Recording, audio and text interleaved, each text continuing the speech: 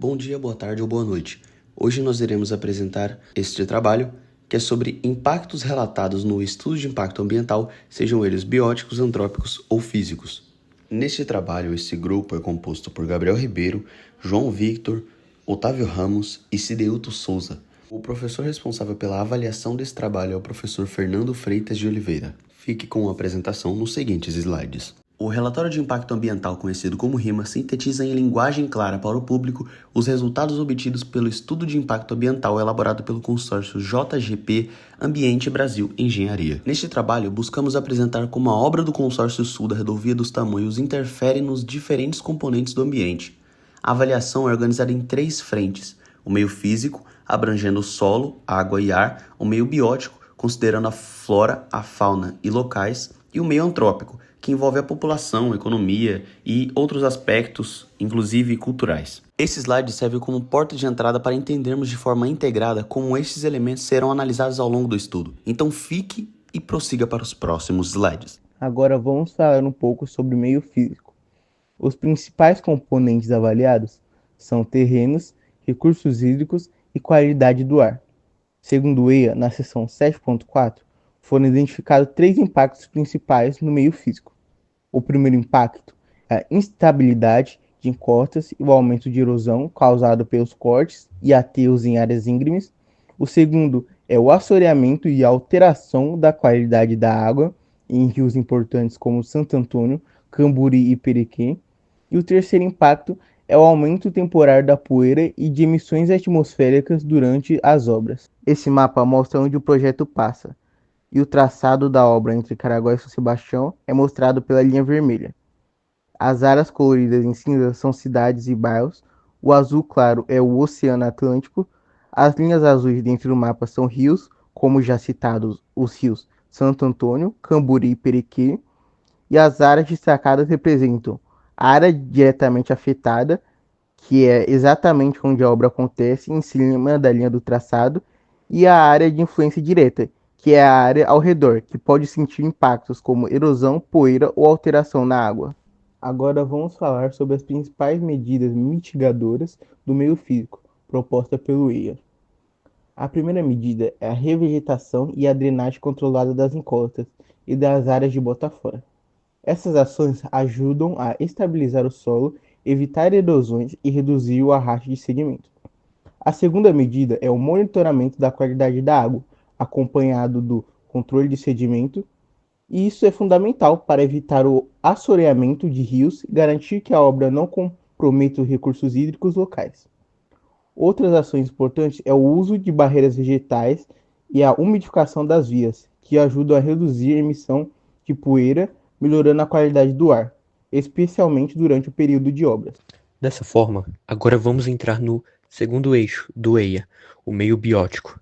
Ele engloba todos os componentes vivos do ambiente, flora e fauna, e é o setor mais sensível e mais impactado pela implantação do contorno sul, já que é o traçado que atravessa um dos biomas mais frágeis e biodiversos do planeta, a Mata Atlântica, incluindo formações como restinga, manguezal e floresta ombrófila densa. E bom, segundo o EIA, elaborado pelo consórcio JGP Ambiental Brasil Engenharia, os impactos sobre o meio biótico se concentram em 3 grandes grupos. Nós temos a remoção de árvores e arbustos nativas da Mata Atlântica, a perda de áreas de restinga e manguezal, e a redução da cobertura vegetal em áreas que já possuem flora sensível. Este é um impacto classificado como negativo, direto e irreversível, pois a vegetação original não pode ser completamente restaurada. No EIA, isso parece como uma das linhas mais marcadas na matriz. E bom, a implantação da estrada, ela cria barreiras que dividem ecossistemas contínuos. Isso, por sua vez, interrompe rotas de deslocamento de animais, isola populações, reduz conectividade ecológica e aumenta a vulnerabilidade para espécies já ameaçadas. E, por sua vez, esse impacto é crítico para espécies como o pavó, o macaco-prego e entre outras citadas no inventário do EIA.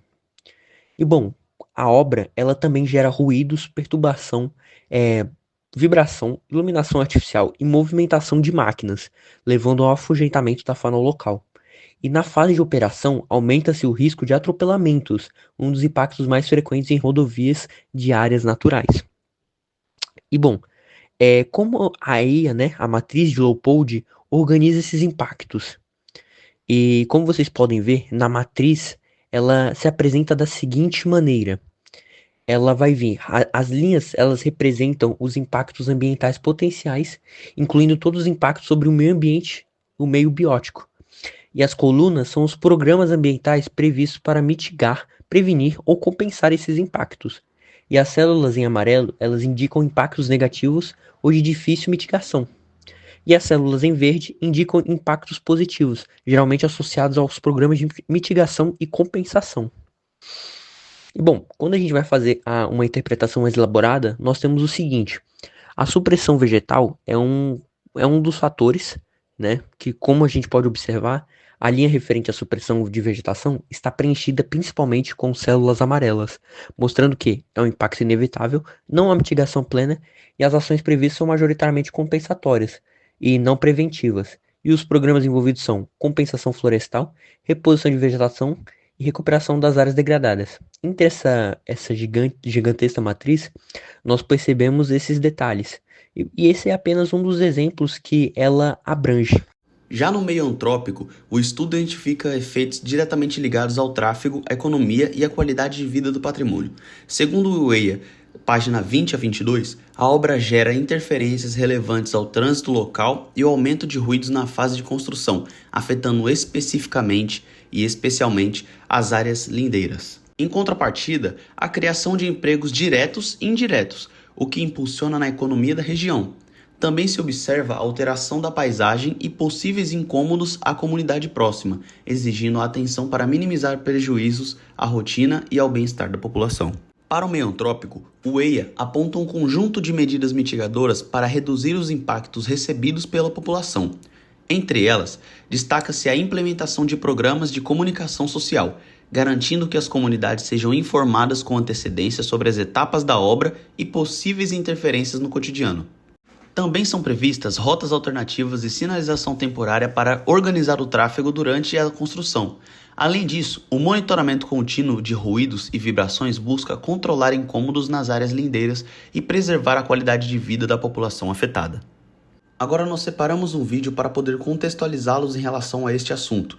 Esperamos que prestem muita atenção e fiquem com o vídeo. O contorno sul da rodovia dos Tamoios, que vai ligar a estrada a São Sebastião, vai ser liberado para os motoristas em novembro.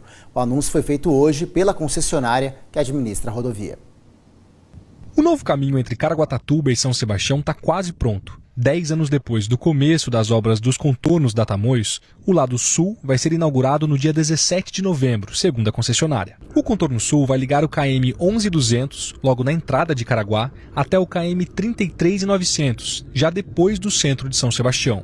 São quase 23 quilômetros de extensão e 3 túneis em cada sentido. As obras começaram em 2013, com o anúncio do então governador de São Paulo pelo PSDB, Geraldo Alckmin, hoje vice-presidente da República pelo PSB. Em 2018, as obras foram interrompidas e só foram retomadas em 2021, quando a concessionária que administra a rodovia assumiu a execução do projeto. O contorno norte, que sai do começo de Caraguá e leva o motorista sentido Ubatuba, foi inaugurado em dezembro do ano passado.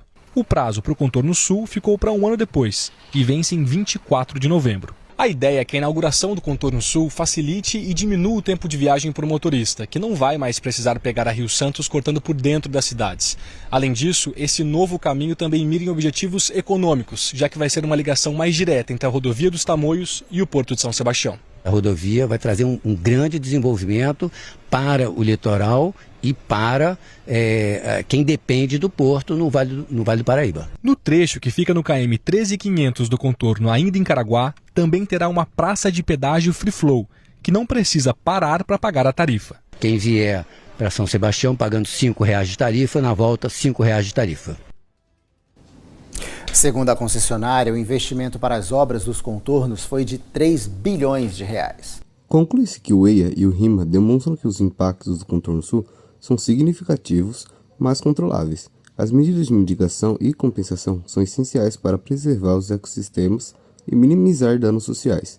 A participação pública e o monitoramento contínuo são fundamentais para o sucesso ambiental do projeto. Estas são algumas de nossas referências e muito obrigado por ficar até aqui.